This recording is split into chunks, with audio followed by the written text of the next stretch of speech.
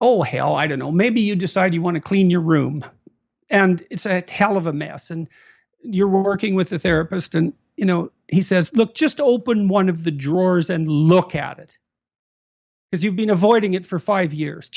That's all you have to do this week. Open it and look at it. And, on the one hand, that's so trivial and it's pathetic. But on the other hand, no, it's not. And so often the person will come back and say, well, I did it, but it was just stupid. It's like, no, it wasn't. Your room isn't clean, but you opened the damn drawer. And now it's time to give yourself a pat on the back. But to do that, you have to admit, in some sense, you have to admit how pathetic you actually are. You have to admit how pathetic you are before you can reward yourself. And that's okay, because that patheticness, well, it's sort of built in to the fact that you're vulnerable, and you need a small step and you need a reward. That's okay. It's okay that that's the case. When you see people, what they'll do is they'll say, well, that's just a good indication of how useless I am. That's all I could do. So they punish themselves. Well, then you have an opportunity. You say to them, look, there's two things going on here. You can't clean up your room. That's a problem. But you also can't reward yourself properly. So we need to take that apart and fix that so that you can reward yourself properly.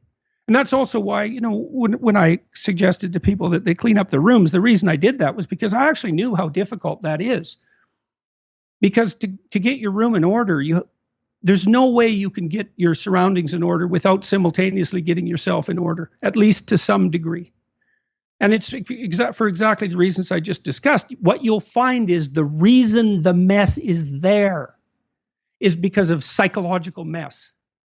Assuming it's not, you didn't just move or something, you know what I mean? There might be obvious situational contributors, but generally speaking, is the mess, the external mess is absolutely isomorphic with the individual mess. And so it's really powerful to order and beautify something in your immediate environs. It's unbelievably powerful to do that. You learn a tremendous amount. You also may find, for example, maybe your family's dysfunctional. And part of the reason that your room is such a bloody mess is because if you ever took any steps to address it, they would punish you. Because as soon as you start to clean up your room, then you cast a dim light on their mess. And so they see you taking a step forward, they're going to whack you because now you're an ideal that's judging them. So you deal with someone who is in a dysfunctional family and you ask them to do something positive to move forward. And then you watch the resistances that emerge and you've got a picture of the pathology in the family. And that can help the person start to sort that through. Because maybe they can say it, and like you have to do a lot of negotiating and thinking before this is a possibility. But maybe you say, well, look, you have to have a talk with your mom. You have to say, look, Mom, I'm doing something good here. And your reaction is to punish me. What the hell is up with that? Now, that's a complicated conversation. And maybe you have to start with something even smaller than that. But you get the point.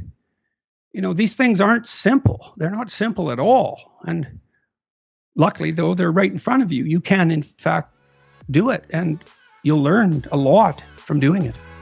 Thank you very much for tuning in. If you enjoyed that, then press here for the full, unedited episode. And don't forget to subscribe. It makes me very happy indeed. Peace.